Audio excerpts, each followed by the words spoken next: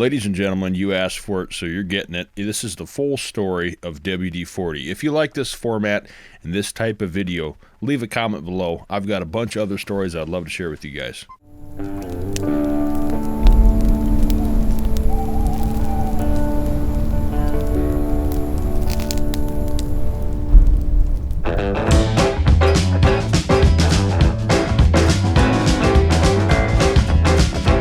In 1953, there was a company called Rocket Chemical Co., based out of San Diego, California.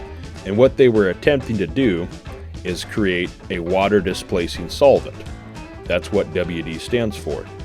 The 40 in the name, WD-40, stands for Formula 40, or Formulation 40.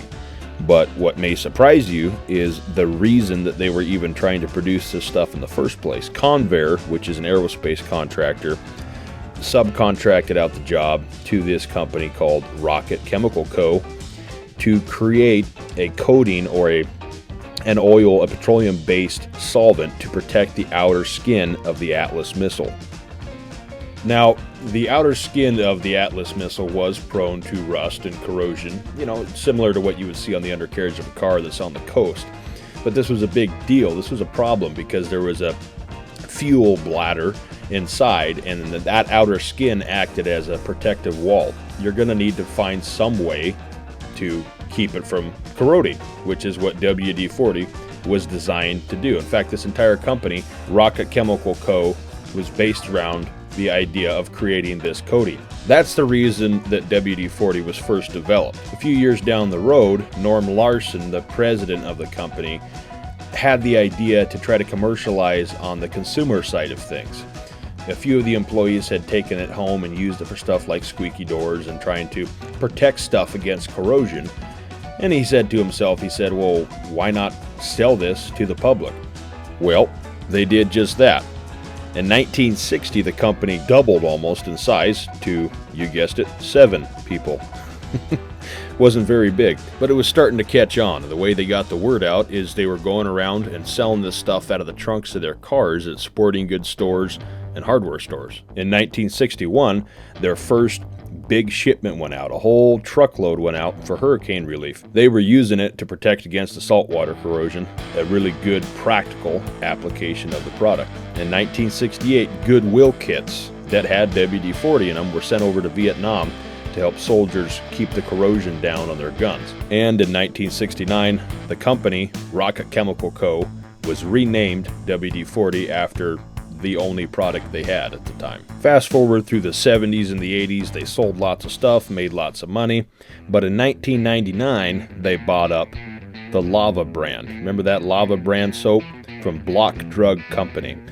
Makes a lot of sense, actually, because most people that are going to need or use WD-40 or any kind of lubricant are going to need to wash their hands thereafter.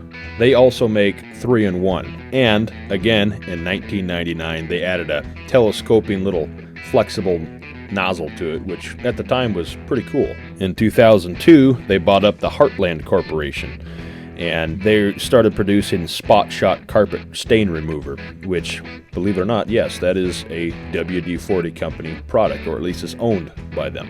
And in 2003, the 3-in-1 professional line hit store shelves. In 2004, WD-40 bought up 1001, the leading brand in carpet cleaning products in the United Kingdom. Since then, they've come up with different nozzles and spray bottles and different ways to deliver the product, and they've bought up other companies. But that pretty much brings us to the current day rendition of WD-40. The ironic thing about WD-40 is a lot of us use it in the day-to-day at work, have it in the shop, in the garage, in the drawer there in the kitchen for squeaky hinges. It's actually great for a corrosion protectant on hand tools as well. It can be used as a lubricant while drilling holes and using a bandsaw. Hell, even a Sawzall. There's a billion and one different uses for WD-40, but again, the ironic thing is, it was never designed for that. That was never the intended purpose. As a matter of fact, most people have no idea what it was originally designed for, which is why I'm sharing this story with you. That about wraps it up, folks. Thank you very much for watching. Until next time, have a great day and go use some WD-40.